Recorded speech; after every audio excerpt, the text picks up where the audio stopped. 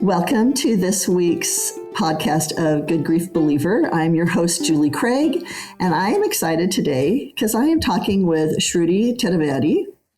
She is a former IT worker of 13 years who has found a new career direction following some profound loss.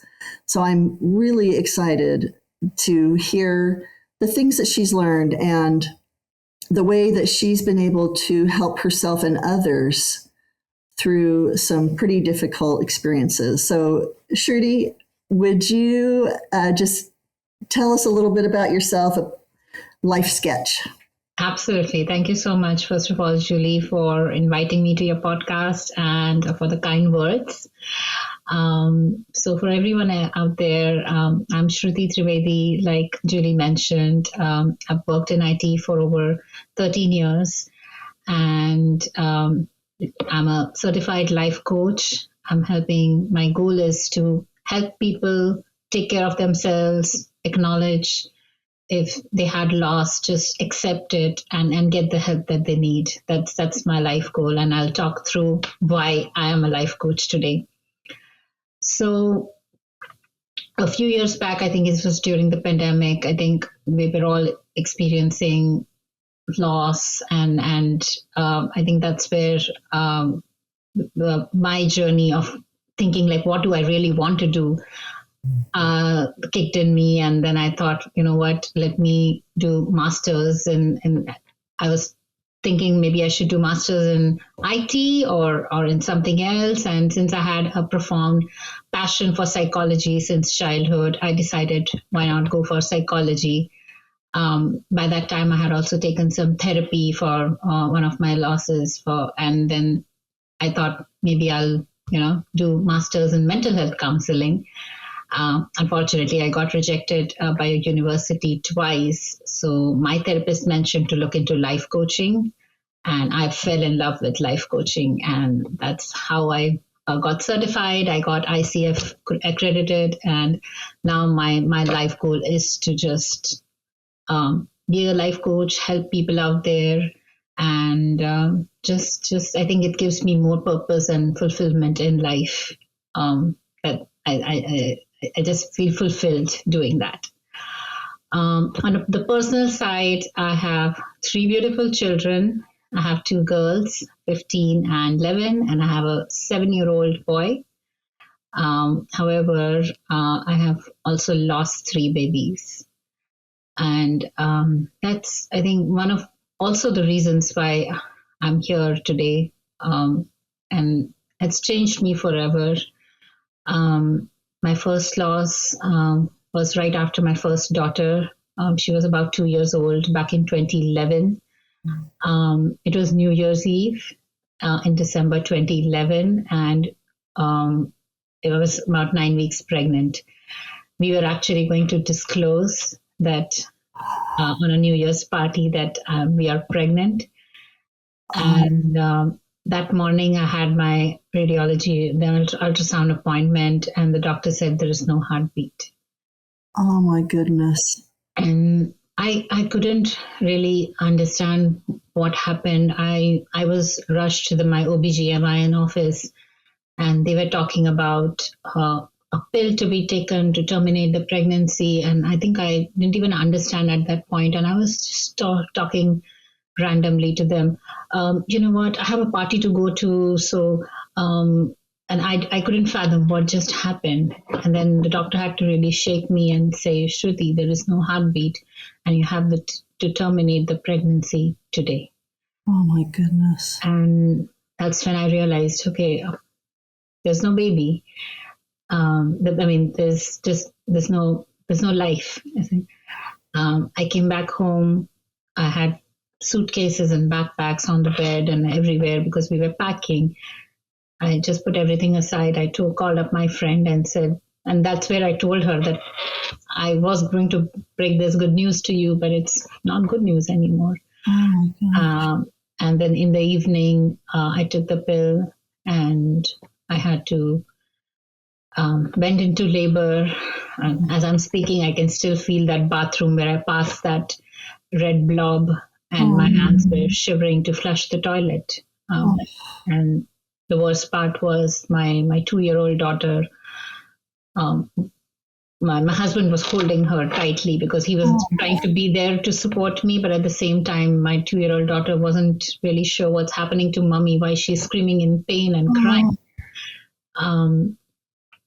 And after that, it was still, I didn't know how to grieve for it. I couldn't even hold that baby. Right. The following year, I just channelized all my energy finding a job, and that's where I also started my IT journey. And I thought, okay, I'll be over it. I'll get over it. I have my family support. Fortunately, I was blessed to conceive again in 2013, and my middle daughter was born. And a few years later, in 2017, I was expecting identical twin boys. And they were troublemakers since the beginning.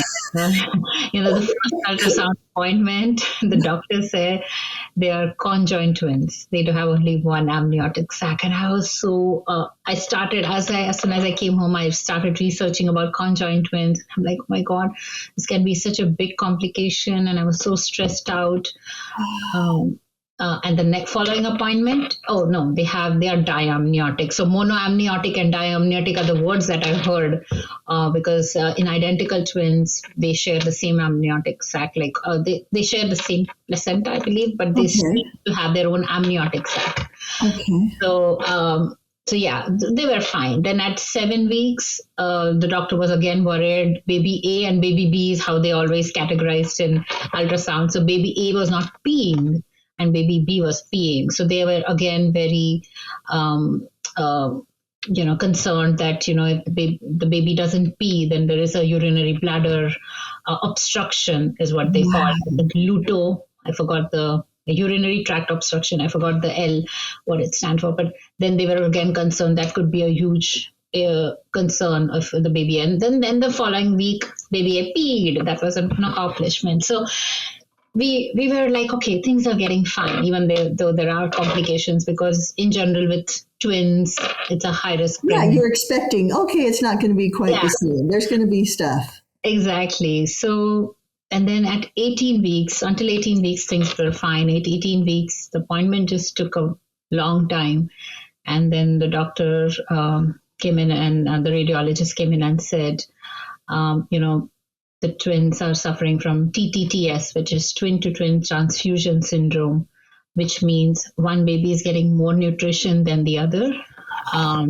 So they rushed me to Johns Hopkins Hospital, and the doctor performed a laser surgery inside my tummy to balance the nutrition.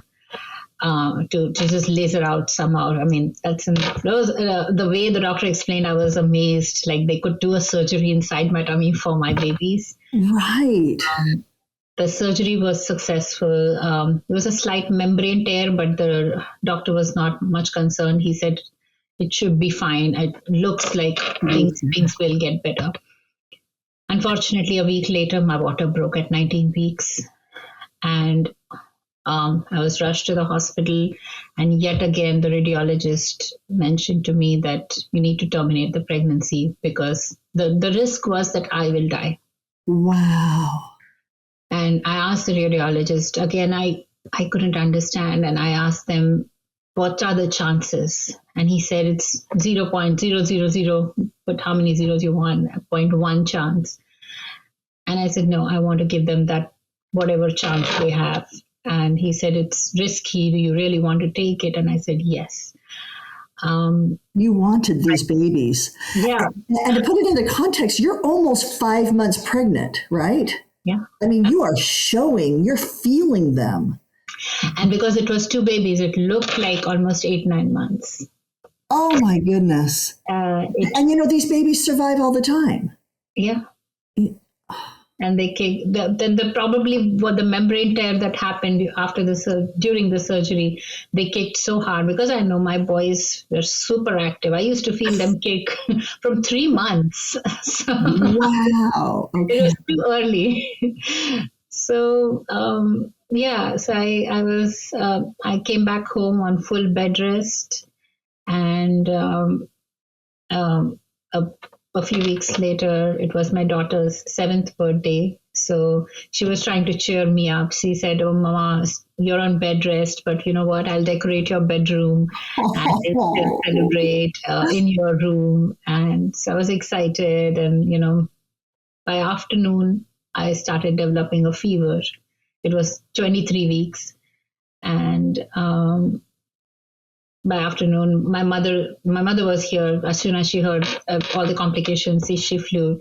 She's a doctor, so she checked my temperature. It was 102. So she mentioned, and if she touched my tummy, it was pretty hard and stiff. So she said, "You're going into labor." So I was again rushed to the hospital, and I had to deliver my boys at 23 weeks.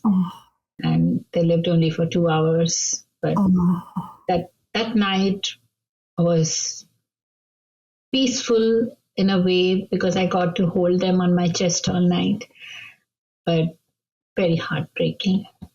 So heartbreaking. Yeah. And for me, again, as I was discharging, the doctor gave me a big packet of grief support resources. And I just thought, I don't need any support. My mother is here. My family is here. I'm fine. I don't need to go to any grief group or take any therapy, and so I'll be fine. And within a week, I started working. Wow. I went back to work and I told my manager, just keep me so much busy that I have no time to think anything else. And he asked me twice, like, "Shruti, do you really want this?" And I said, "Yes, just keep me busy." But I still had time. When I was going to sleep, I had time to think. When I was in the bathroom, I had time to think and break down and just cry and stop myself from crying, because I didn't want it to cry in front of my kids, because that's what I was being told to. Like, you have to put on a brave face. You cannot cry in front of kids. One thing that also I did not experience with my first loss because it was too early was after 2 or 3 days, I came back home. I started producing milk. Yeah. And that was a shock for me because I was given this big bandage that I had to wrap around my chest to stop the production.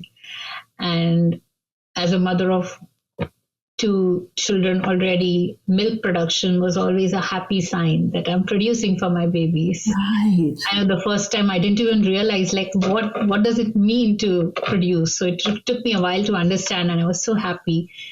But this time it felt like a delusion, like, okay, maybe this is a bad dream because I'm producing milk means my babies will just appear in front of me. Right. But then I had to shake myself and say, no, they're not coming back. And I had to stop that milk production. So I still recall, like, I used to sit like a robot. My mother used to tie that tight bandage around me multiple times a day to ensure it stops. And that was, again, reminding me that, okay, my babies are no more. And so I think after that, another 5 years went by, and I thought, again, like, I'll be fine. I don't need any support. But every year around the same dates, on my daughter's birthday, I used to feel pain. And even other days, like randomly, I used to be in a meeting and I used to run to the bathroom, cry, and not understand, like, why am I crying? The following year, again, in 2018, I was blessed to conceive and have a baby boy. And then I used to convince myself, like, my 2 boys are back as one life. And that's what people around me said, that Shruti, you're so lucky that you're able to conceive again and have a baby boy. And that's what people around me said, that your boys are back. Right. But 2019, 2020, I thought my pain would balance out. It didn't. I still felt the pain. And 2022 is finally, I said, I need to do something about it. I don't know why I feel this pain. I went to therapy with a very negative attitude. Like, the therapist is going to say, you know what, Shruti, you have everything in life. You just want to create problems. Wow. On the contrary, my therapist was shocked. And I went for therapy only for my twins. I didn't realize that had still not grieved for my earlier loss. Mm-hmm. And that's what we worked through. And that has it's been a transformation for me. And that's why I'm here today. And that's what, as a life coach, that's what I want to do. Like, help people just realize that it's important to take the help. Listen to yourself, listen to your body. Like, when it comes to physical health, we listen a lot. Like, if it's fever or cough, we don't hesitate to take medicines, or if you're home remedies or whatever. But when it comes to mental health, it's a huge stigma that we don't talk about. I love that you brought that up. That, yeah, you're right. When we're sick, those indicators are to tell us that there's something wrong. But when we're grieving, it's interesting. The idea was to run away from it, to suppress it, to ignore it. And yet those were all indicators of real pain. Yeah. And sometimes the emotional and the mental pain can be so deep. Sometimes I feel it's more than physical pain. The pain that I have felt for that loss, I think I've never felt that kind of pain physically any time in my life. And I don't have any proof to show that these are the wounds on my body. Right. It's inside. So I've never felt that kind of pain in my life. Wow. Shruti, I really, really appreciate you sharing these experiences. Such deep, profound loss. And I'm so grateful that you are putting into words what many people have experienced with grief. I can't even tell you enough how sorry I am that you went through such a devastating experiences.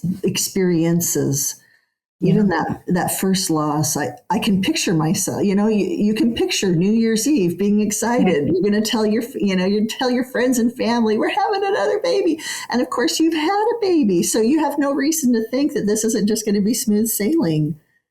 And exactly, yeah. Yeah, I mean, initially I know I was a bit hesitant that maybe it was too early, because I had just stopped breastfeeding my first child just a few months back, and then I was already expecting. So I was like, nutrition wise, health wise, am I healthy enough to conceive again? But then it was like, no, if I'm expecting, it's good news, because I always wanted to be a mother since childhood. Like, I just love being a mother. So when I first got pregnant, it was like the best accomplishment of my life. I love that. That's how I feel too. Oh, I was so excited to be a mother. Yes. Oh, whatever I did with my dolls, I could actually do it with my baby. I mean, I know my mother used to say some things like, she's not like with my first baby, like my first daughter, she's not a doll, that. I used to, when she was sleeping too much, like a few months into, I'm like, why is she sleeping too much? Let me wake her up. Oh, well, and now you're a mother of 6. Yes. Wow. Wow. That's something I think as a human, I think I want all my 6 babies back. Like, yes. Unfortunately. Yes. I don't want to move on. The phrase those were told to me, just move on. I want to move forward with them. And that's what has made me just be peace. Just get some peace with whatever I have. I know I don't have to just leave them or ignore or forget. Right. I can move forward with them. I can honor them. I can do things for them. I can talk to myself and remember them. As I was talking through this story, I know I have physically, I think sometimes my stomach grumbles and like I feel them inside of me. So that makes me happy. That's what I want to do instead of just push it aside. Well, I love that the word you used was peace. I love that. To me, that is absolutely as much an indicator as every other physical cue that your body gives. When you feel peace about something, you can know it's the right direction. Everything, right? Everything is affirming. This is. I mean, it's not like I don't. I'm not vulnerable anymore, or therapy has not like completely erased it. It's but I think I've learned how to handle my pain instead of running away from it. If I feel vulnerable, like even during the conversation, I didn't stop myself from crying. If I feel like crying, I would take 30 minutes, whatever it takes to feel it, to cry.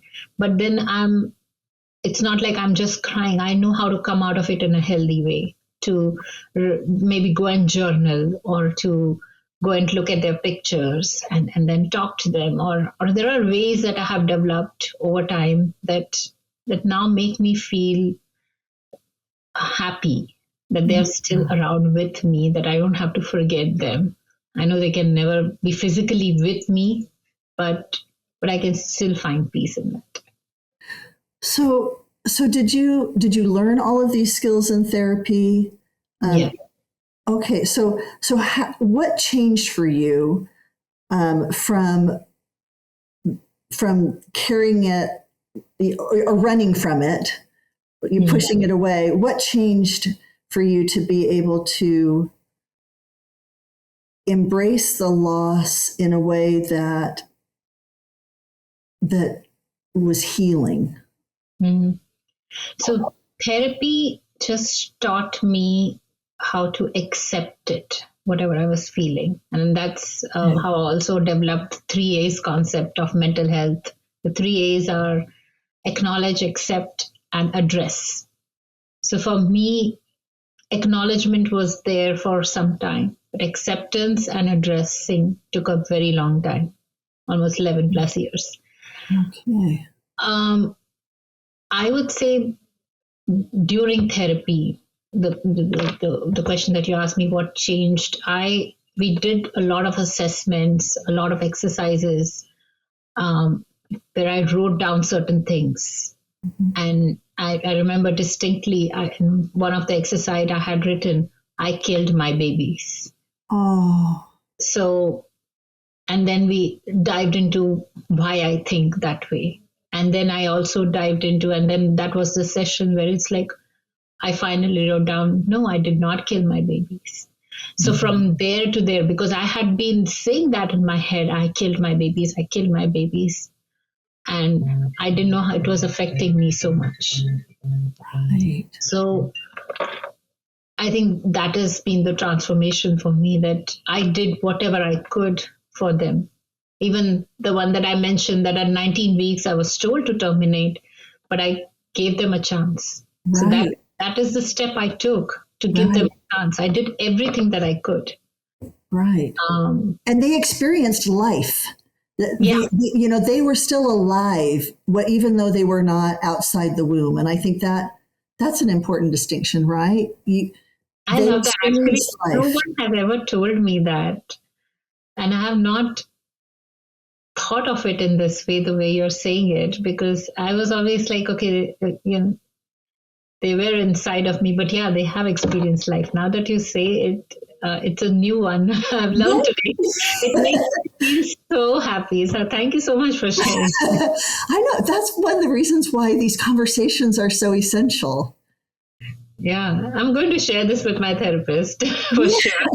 It's true. It's true. Well, even when it was what came to me when you said at 19, you said, I'm going to give them every chance at life. And I thought, yeah, they had all of those weeks. They had more weeks to interact, to kick each other, to, just to experience whatever it was that we all got to experience at one point, but we don't remember.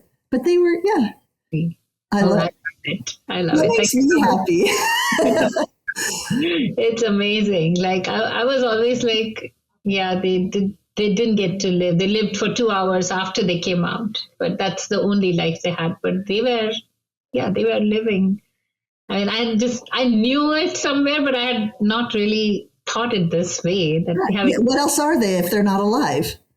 yeah. But they were incubating in the safety of their mother. Oh, very nice. I love it. It's beautiful that you got to have a chance to meet them and hold them and touch them and kiss them. Yeah. That's what a beautiful send off for them to be with their mother. Absolutely.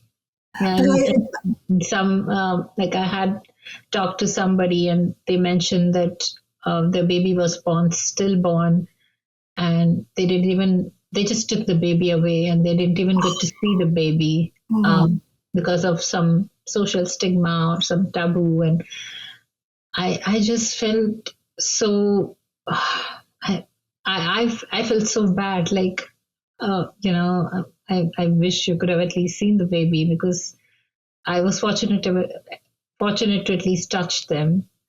Yes. It's a beautiful blessing. I want to talk about what you had said about these 3 A's. It was striking to me, because what I hear you saying is therapy didn't cure the situation. Therapy helped you learn how to acknowledge, accept, and address. And that's a really important idea, because I think, like, I can recall when I went to do some serious therapy, and I remember my mindset was, I went with my husband. We had this, we were having an issue we needed to work through. And I remember thinking, I'm going to tell a therapist what happens and then how I react. And the therapist is going to say, yes, she's right. This is, she's completely reasonable in her reaction. And I was shocked when the therapist said, yes, it is reasonable that you react this way. But the problem is it's affecting your relationship. And that was a whole new concept to me, that the therapy wasn't to fix the problem. The therapy was to show me how to think differently. Yeah. That I could do something to accept my situation and work through it differently. That's a very different thing. Yeah, no, absolutely. That's what therapy does, right? It teaches you those strategies that you can apply in other areas as well. So I think learning that is not for that particular situation, and it can be applied to so many different areas of life. So do you think that might have contributed to why you didn't think you needed therapy? Because what's the therapy going to do? The therapy can't bring my babies back. That's what I thought therapy was about. That therapy was like, maybe I was thinking it like physical health, like therapy is not like I pop in a Tylenol and it'll cure my fever. So am I going to just pop in some tablet that is going to bring in my babies? That is not what therapy is going to do. So I just didn't believe in therapy at all. Like, it's not going to work, because I had no idea why even people went for therapy.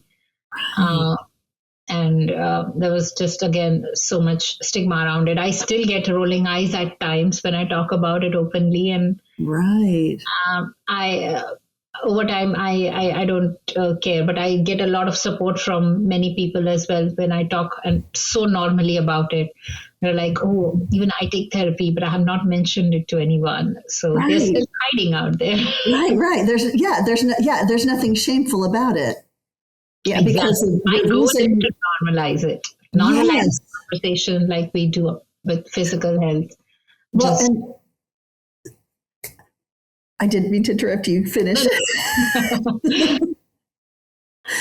Well, I got excited about this thought that came to my head, and then I interrupted you. I'm so sorry, but I'll finish it since we have a pause. So what ended up happening for me is the therapist recognized, she actually recommended that I go to trauma therapy, specifically to therapy for trauma, which I had not recognized some early childhood experiences were creating a narrative inside of me and causing me to see things in a way that was not helping my current relationships. So doing this kind of deep dive into with the therapist was incredibly helpful for me. And the ironic thing is, years later, when my husband passed away, that trauma therapy absolutely came as a lifeline to how I was able to grieve the most devastating loss that I'd ever experienced. So I thought that was interesting, because I think I was able to grieve better than if I had not had that therapy before. No, absolutely. I mean, I have an example to share too. Like I took therapy in 2022. In 2023, my husband was hospitalized with a serious infection, which was really life-threatening. And for me, since I already had a therapist, my therapist immediately switched gears, and she said, "You need to start taking therapy for this." And she guided me through.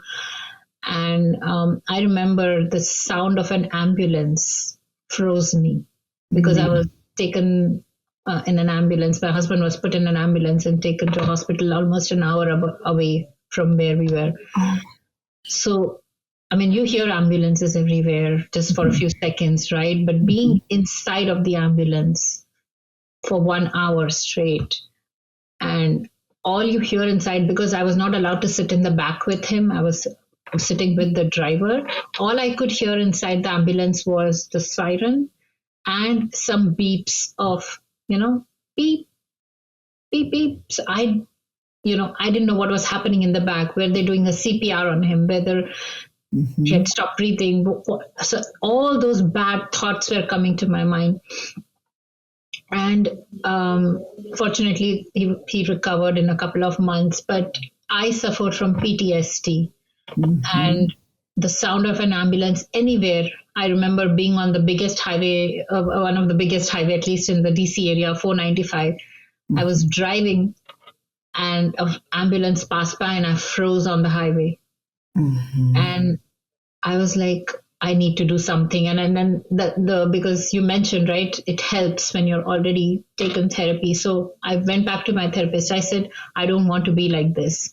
So for me, it was immediate realization. So I took the 3 A's immediately, like I need help and let's do. So I did the EMDR therapy, which was a quite interesting one. I movement desensitization retraction therapy. At first, I thought it was more about hypnosis because they were hypnotizing me. But in that one moment that the therapist would ask me such grilling questions, and then she'd give me a minute to think about it, and then I would spill out.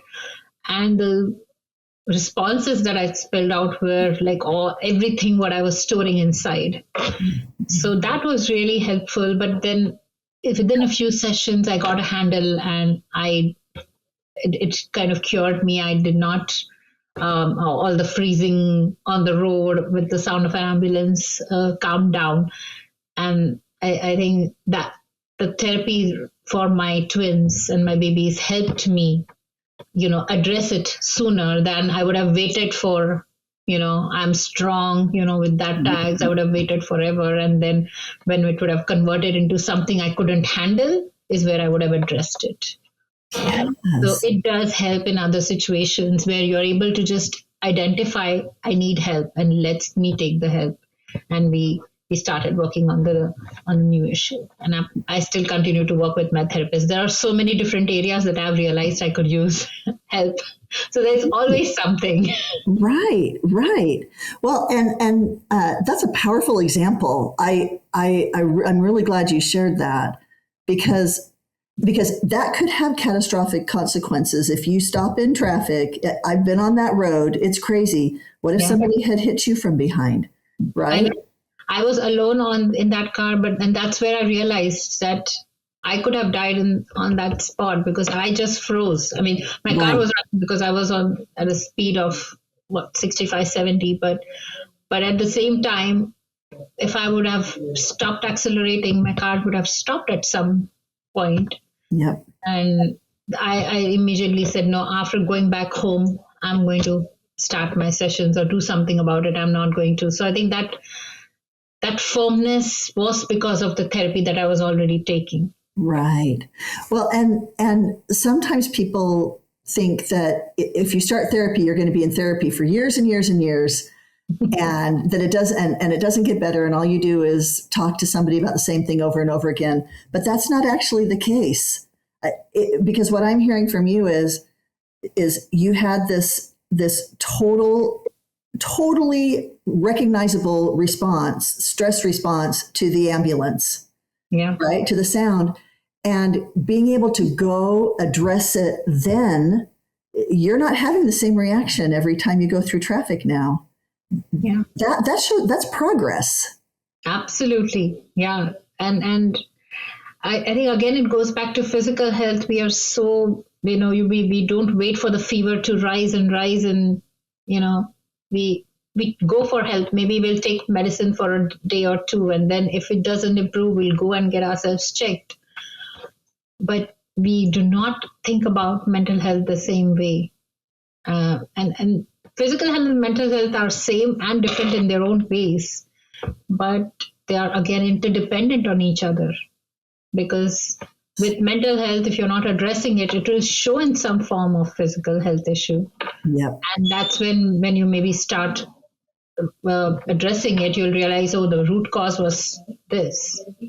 Yes. So it's difficult, but I think if we start just normalizing it, because there's just so much stigma talking about it, then that's a win.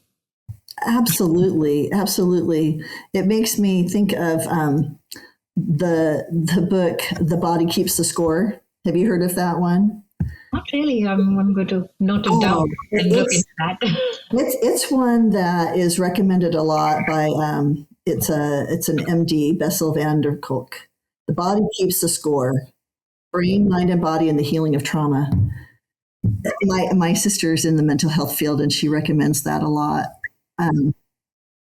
But it goes along with what we've been saying.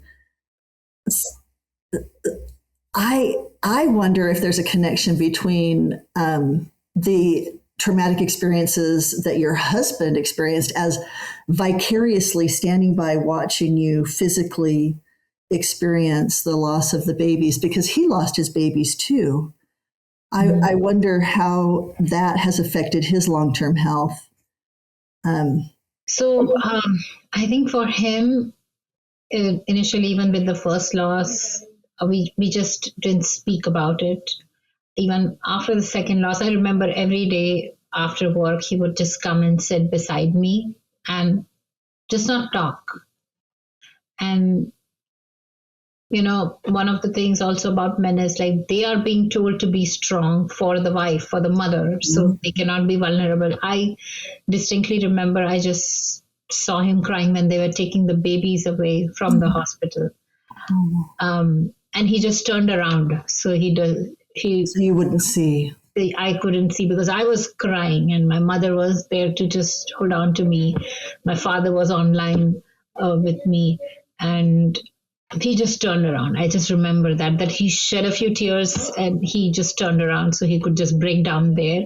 But then he didn't cry. So I think it's also with upbringing, right? Men are being brought up in a way that they have to be strong, they cannot cry. And so for him to be vulnerable in front of me was something he didn't think about, or he was like, if I cry, how can I support her? And I'm sure it had never been modeled. No, absolutely not. How do you learn something that you haven't been taught? Exactly. And this, when boys are young, they're being told, right, if they cry, don't be a girl. Are you a girl? Why are you crying? So I think there is something with upbringing as well, and it's everywhere. Like, Yes. This phrase is so common, right? Are you a girl? Why do you want to cry? Don't cry like a girl. Right. And I think boys can be allowed to be vulnerable if they choose to. So, I mean, I know it's different for men and women how they grieve, but I think their upbringing is different, and that's why when they're adults, they don't know how to grieve. They don't know how what to say. So he was just being on the safe side, not to say something that will affect me. Right. And so we didn't talk for a long time. After I got therapy, I started talking a little bit about it, and then even now, I wouldn't say he's very, very comfortable just speaking about it. But yeah, it's different for men, and I think there should be men should be allowed to grieve. They should be allowed to cry and get the help as well. Like, so it's just the society has built such rules that it's for them it feels difficult to accept follow the three A's. For them it will be very difficult to follow the three A's, and that's another thing I want to explore and normalize that as well. I mean, I want to start off with the women because I know that's the toughest right now, and then eventually I do want to dive into exploring how men can grieve and talk to men around me and get their ideas and what they think about it in general as well, because it's so difficult. I've seen very few people. I've not seen my father cry much because I think it's all about the upbringing. It's very few people that I've seen being vulnerable. Yeah. And then, initially even I used to think, oh, why is that guy crying? Right. Because Right. it was odd for me to see a man cry. Right. Right. I I think think it's a really important thing to address because I really try to get as many men's voices as I can speaking about grief. For me, it started really when I met my late husband. He had been widowed, so he was really young. His wife died quite young. They had two little children, and he was so kind and functioning, and I just thought, how does somebody go through something like that? And so he and I spent our 25 years of marriage talking about grief and these experiences all the time, and that seeing such a good, strong man be able to cry, be able to speak about his loss, and not that he was perfect, because he did the same thing that you did, right? He threw himself into work, and but I think he was able to see that you can never run away from it. You can't escape the reality of what has happened, and so it's good for us to let men talk about these things. And because as I have lost my child, as a father, he has lost 3 babies too. As I have lost my 3, he's equally lost 3 babies. So, but he's not allowed to be vulnerable as per right, but not to you. To you, he is allowed, right? Yeah, exactly. It should be allowed. How has that changed your experience? These losses that you've experienced together. I'm just thinking he sounds so supportive and loving when you describe him holding your 2-year-old, and trying to be there for her and for you. I mean, that's a man he's tuned in, he and the fact that he would cry and mourn the loss of his babies. This is a good man. You're describing a good man to me. Mm. Yeah, I think over time, our relationship has changed from being just a husband and wife to now a parent of 6 children, I'll say. I think we have experienced so many different flavors of life, and now it's like more deeper understanding, where we understand each other to a certain degree. So it's and our kids. Like it's a whole different thing. Like I won't go too much into that, but it's like also raising the kids, right? What investing time with them, parent-child bonding. So we do try to have a mommy-daughter date, mommy-son date, and a daddy-daughter, daddy-son time. So I think it's definitely in good ways impacted our relationship and as a family. I love that. Yeah, that's an interest. Yeah, let's talk about your family. You had mentioned before we started recording about your conversation that centered around your kids. Can you talk a little bit about how this loss has how you've been able to see it impact your kids and what their experience has been? Absolutely. So, like I mentioned, with my first loss, I'll start with my eldest daughter. She was only 2. She probably didn't even remember later on, only that moment probably. But with the second loss, she was 7 years old. It was her birthday. So initially, it was okay. She complained a lot on her 8th birthday. Like 2 important people in my life were not there. And by even 9th birthday, she kind of had the same like complaints.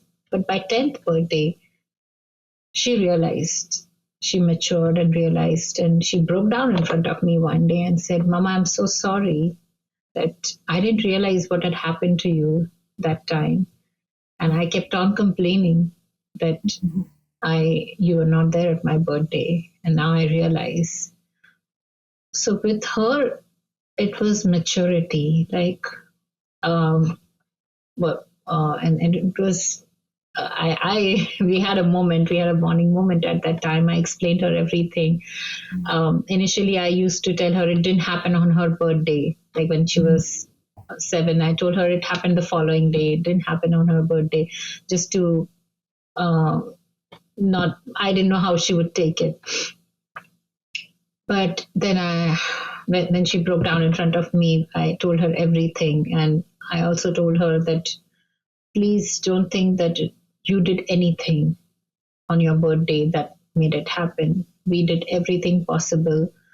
And it was just that happened. We couldn't do anything. We tried our best. So, and I also gave her all the details, and I shared that, if you have any questions, I don't want you to cook anything in your head. I want you to come up to me and I'll share. You're old enough so I can share you all the details. I showed her the pictures. We also named them. So I told her the names of the babies and everything. And also one thing that I had started doing since 2018 on her birthday, I was crafting initials with a toothpick on her birthday cake, and that's the slice I would eat. Oh, I love that. So last year, it was a chaos during her birthday, and I had forgotten to craft the initials. And in the evening, I was just a little upset that I forgot to do that. And then my daughter showed me, no, Mama, I did it.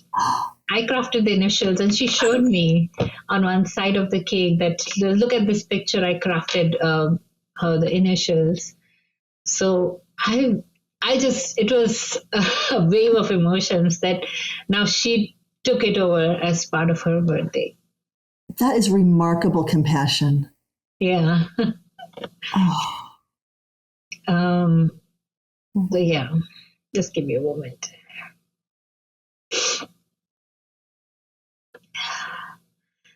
So that was powerful for me. Like, I had really not imagined she would do that. But yeah, she's taken over from me to just celebrate her brother's birthdays.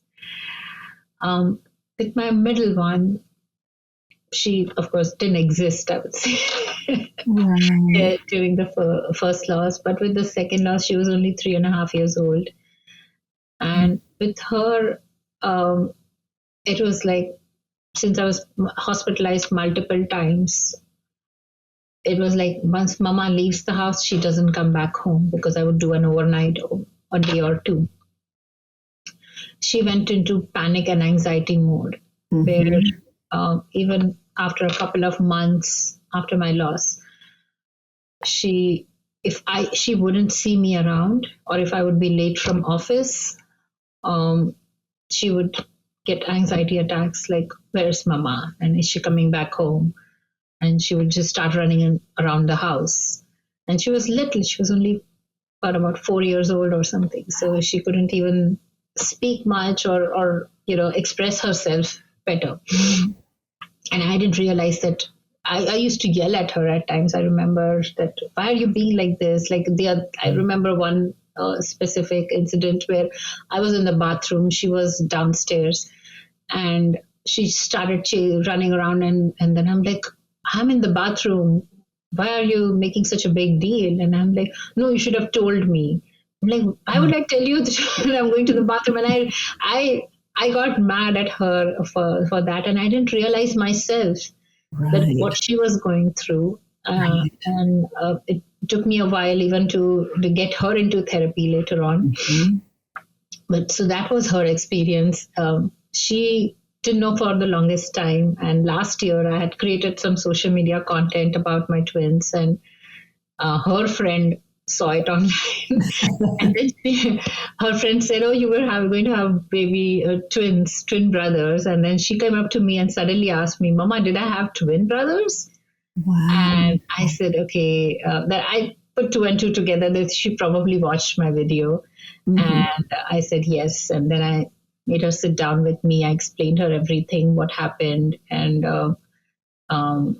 then she was like, okay. And then, shared all the details, because I thought she was at a good age, again, 10 years old, to understand it better.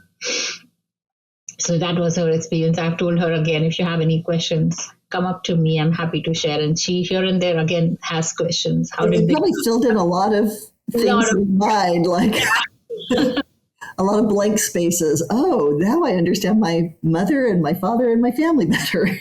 Exactly. So, and then she jokes around at times, like when my little one is the naughtiest one in the family. So she's like, oh, having two of these? I don't know how I could have handled two of these. So we have a moment as well there. With my youngest one, I have a unique story to share, because he possibly has no idea, right, of either the twins or the first loss. So is this back in, I think 2023? Yeah, 2023, where we have a lot of stuffed animals in the house. So there are these two identical pandas, very small pandas that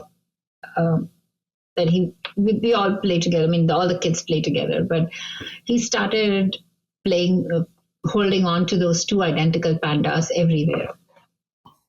And he used to take them to his preschool, and his preschool had a policy to allow only one stuffed animal. So I used to get a note from her teacher, he's not allowed two, he's allowed only one. So every morning we would have an argument, like, he has to have two. So he would put stuff one in his backpack. He would say, oh, the teacher cannot see, I'll carry one, but I'll have the other one in the backpack. And for a couple of weeks, I was frustrated. Like, why do you need to have those two together all the time? And so I couldn't resist one day. And I said, Neerav, why do you need to have these two? And then he said, because these are my brothers and they have to stay together. And I got stunned. I just froze. I didn't realize what to say. And there were moments where, when we would step out of the house, he would put those two pandas in a blanket and he would put them to sleep on the bed and then give them a kiss and then leave. I used to feel scared looking at those pandas, and I'm like, he stopped playing with other stuffed animals, just those two pandas. And a few weeks again went by, and I couldn't I couldn't resist, and I asked him, why do you call them your brothers? And then he said, because I saw them. So Oh, I just said, where did you see them? And he pointed towards the sky and said, up there. oh, And I just, I stumbled and I froze. I got petrified. I didn't know what to say. I just started believing that there's something out there and he has met them. yeah. I've heard stories about, I think the other day somebody was saying stories about 9/11 where people are able to, remember something from the past, or young children talking about falling from a building or their reincarnation or things like that. And I've never really believed many But there stories. was something else.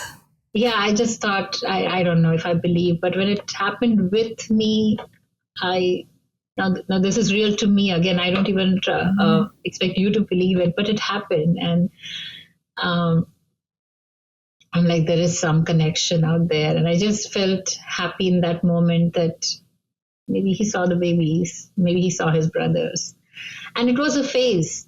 The pandas are still there. He doesn't play with them anymore, and they're not his brothers anymore. So it was just that one phase where it was some phase where he called them his brothers, or something, some connection still with him when he was young. So I truly believe in that now, and that's his connection with the babies, and it's I very. think that's so beautiful. I love that. I love that. Well, and especially as a Christian believer, I absolutely believe that there's more to this life, and that Yeah. that those who we have loved, that they continue on. And I have no reason to doubt that they wouldn't want to meet their brother and say, Yeah. hey, we love you, we're here. I think it's so beautiful. Exactly, and there are movies like Boss Baby. I mean, if you've seen that movie, the first scene of the movie, I think the first few scenes where the baby is in the heaven and how the baby slides down into their home. So I kind of imagine how babies are really born into this world, and I just kind of imagine like my babies, maybe they went back up and they're in somebody else's house, living and thriving. Somewhere out there. So but that was so with every kid, it was a different connection, a different experience. Yeah. I think all six have a connection somehow. That's so beautiful. Do you find how do you relate with other mothers? Do you how do you introduce yourself as a mother to others? Yeah, I mean, usually you would say, and again, this question is, I would say What three kids do kids. you have? Yeah, how many kids? Yeah, I mean, it all depends upon who I'm meeting. Because if they just ask how many kids, I would say three kids. But if it's a deeper connection, like with you when I talked the first time, it was much deeper. Where I said that I have a total of six kids. But it's very weird saying I have. There's a question even in the medical history in the doctor's office: how many live children do you have? Right. It's They are true. live children, which is the right thing to say in In the context. words, but it makes me feel like they have so many questions, like how many pregnancies you have, how many miscarriages you have, how many losses you have. And so, but the live children just stuck with me. Like, okay, I have three live children then. Right. But that is not how I introduce myself. Like, I have three live children. And Right. That's true. Well, this has been a really, really wonderful conversation. I think some really amazing things have come out of this. I'm so thankful that you would come and share your story, and I'm excited for your journey as you go on to help others. absolutely.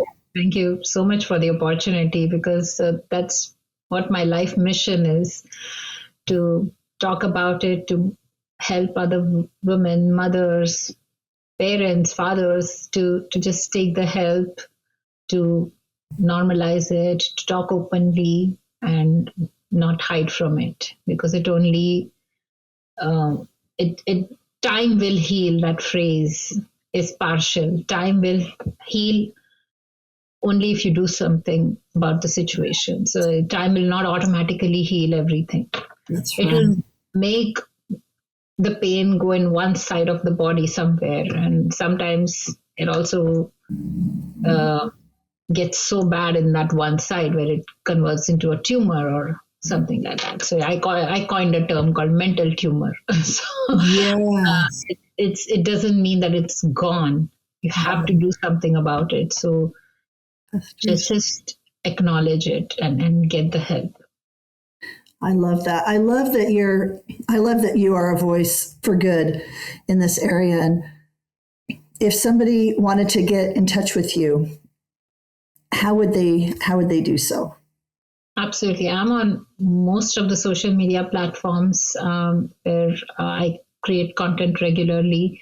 So folks can follow me. I have a coaching platform where we can book some time, see if I'm the right fit, and people can book a first call, which is always a free, just complimentary call. So to identify what they need help with, and then we can develop a customized program for them to just reach their goals, their life goals, on what they want to do.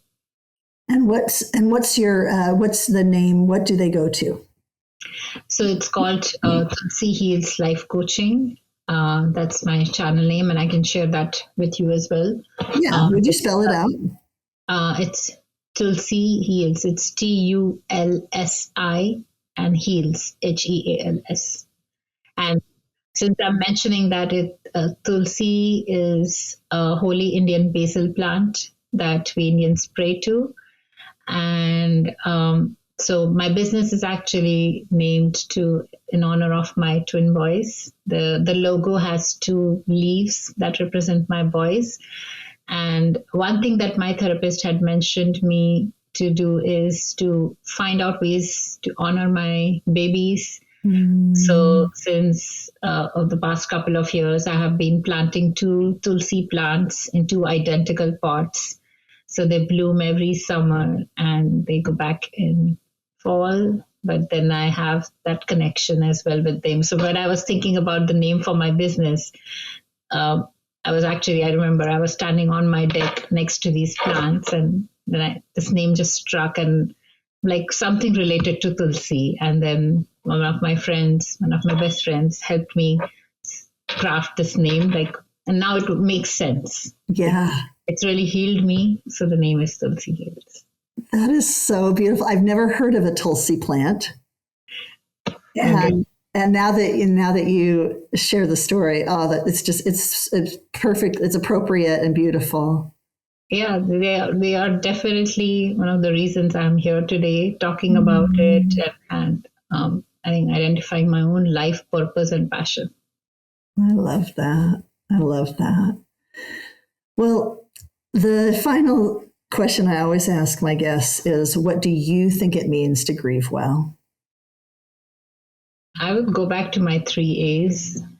And I think if you follow the 3 A's, acknowledge, accept, and address, that, and just feel what you're feeling.